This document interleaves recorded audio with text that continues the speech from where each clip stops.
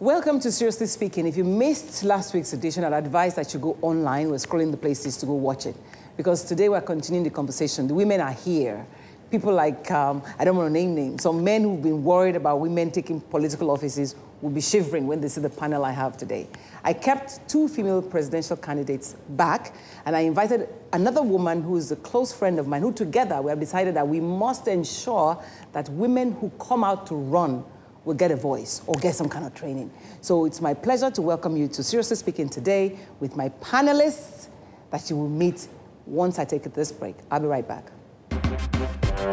Welcome back. These are the women, different shades, caramel, yellow, dark skin, melanin, you know, melanin at work here. Chocolate. You know, we can't change the fact that as women, we like to look good. Yeah. Check us out. Yeah. So let me just introduce very quickly. This is Mary Ikoku, Elishama, full stop. I'm not going to say more than that. Adopted from, she's a presidential candidate, and also Mrs. Shonaya. I can't call you Remy. Or can I call you Remy? Yes. Okay, and Remy, who's running also. And I'll start with Mary, because when you see women like this saying they want to run for office, some people say they're wasting their time. Yeah. Oh, you say yeah. No, we hear that a lot. You hear that a lot. But for, you know, in coming up with an initiative like the Million Women, you know, one of the things we said that it doesn't matter what party anybody's running, you know. But do you think that's a dream, though, to support women? Well, it's a dream that everyone should really have. It's a dream that is worth having, and it shouldn't just be a dream. We should go beyond dreaming about it to activating it and actioning it, and also organizing to ensure that this happens. And I'm going to read out certain statistics to you, and let's see if you get angry enough at these abysmal figures, if it's not going to get you to roll up your sleeves and support the next woman who is running for any office, regardless of her party. Before you read that, are we supporting women just because they're women? No, we're talking about quality representation of women. And why are we doing this? Men have ruled this country for so many years, and we have seen where we are. And now, that's not saying we are not up in arms. It's not a man versus women issue. No. This is just about saying give the people, a population that make up more than 50% of this country's population, a chance to be found on that decision-making table. I don't think it's too much to ask for. What are those statistics? Okay, if I read these statistics, it's quite interesting. If I start with 2015 election, we have about just 8 out of 109 seats. There are 109 seats, no, senators, and you just have 8 women. And I don't know if Uche Kunife is part of these 8 women because she's out of the Senate. So that would be leaving us with just 7 women in the Senate. Now you're having 7 women representing over 100 million people. That is abysmal. And then out of... it was a drop from 2013. Yes. Then out of the federal seats, you have 360 seats of the Federal House of Rep. You have just 14 women out of 360. I'm almost in tears, but let's keep going for the benefit of this conversation. Governorship, 0, 36 states. State House of Assembly, we have 46 out of 990 seats in the state house, all over the country. Okay. Mary, I'm going to stop you with those statistics. Why do we have those problems?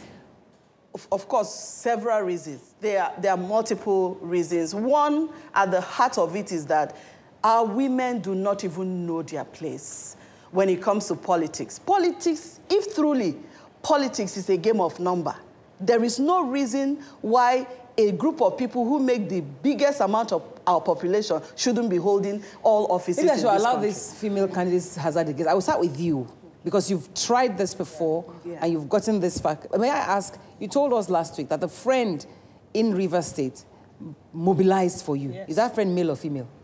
Male. Male. So does that say anything about how we don't support ourselves? Well, yes, to a certain degree, you know, but the thing is, I don't like to blame women so much because we are all, it's like we're all victims. You know, a lot of women have what is the kind of educational system, what is the kind of training that they have had, and, you know, where it's like you don't expect the same level of performance from men as from women. I was at a meeting this morning. I came from there, and a young lady came to, you know, meet me, and she said, "I'm so happy to meet you. I was talking to my friends, female, young Nigerians, graduates, and they said, why is Mrs. Shonaya running anyway? I mean, she's not, women can't even be the head of the family. Why should they try to be the head of the country?" Oh, wow. Oh, wow. So, and that is in this day and age. That's where a lot of women, they have actually placed themselves at that level. But I think this happens to women that have no direction for their personal life. If you are a woman that you have been left in a situation where you really have to sort yourself and like me, you will know that there is more in you. There was no head of family for years. Because there's nobody for me to really depend on. And that made me that helped me to bring out. That's because you're a widow, in case people don't know. Because for 15 years. And I knew I could tackle a whole lot of issues above what my peers, a lot of other females, were, you know, ready to deal with. So is it in the nurturing or in the nature that women don't get far in politics? A combination of both. And I think to a reasonable extent... Yeah, mother of boys, so how would you know? To a reasonable extent, I think that we cannot overlook the culture of patriarchy. Where we are is a highly patriarchal society. So those things are not ruled out. However, I would still insist that at the root of all this is a high level of ignorance. Ignorance amongst women, a patented kind of ignorance, if I must say. This kind of ignorance is patented in the sense that a woman who doesn't even understand, you have so much power and you do not understand. I think every Nigerian woman needs to go and watch Honorable Kazaore's video and see the level of scare in that man.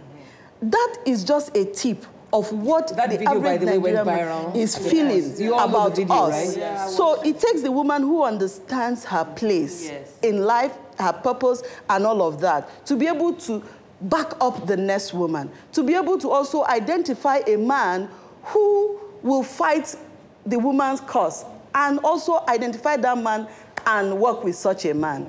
So, you were going to say something. Yes, I was going to say something about, you know, the women who have dared to do, you know, something. Okay, you've been a widow.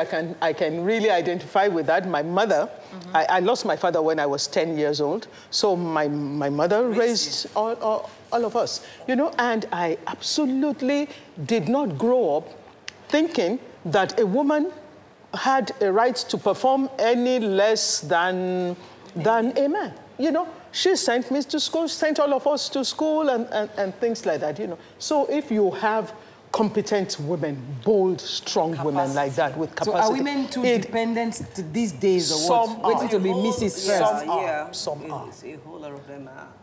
So that's a problem. You know what they say that is my word. I mean, it's like mediocrity always quarrels with competences. So when these people who are not up there yet, haven't been through life, haven't even recognized the powers that are within you, you will always quarrel with that woman who is standing up for you. They don't even realize that every woman that put herself out there is not fighting for herself. Look at me. No, I don't think that could be true in all cases. But I'll take a break. I mean, I don't think it can be true in all cases. Every woman who's running for office. No, who puts herself out. There are two different things. You put yourself out, you may be fighting for the less privileged, you may be fighting for the other women. I am fighting. It's not about me. I'm not running for office. Put yourself out, but it's not about me. No, it's not about me. Do you understand? So there are two different things, and we have to recognize that. Okay. Let me take a break. I'll take a break because we have some questions that had already come out, especially for the two of you who are running for office. And we'll come back in a short while, please.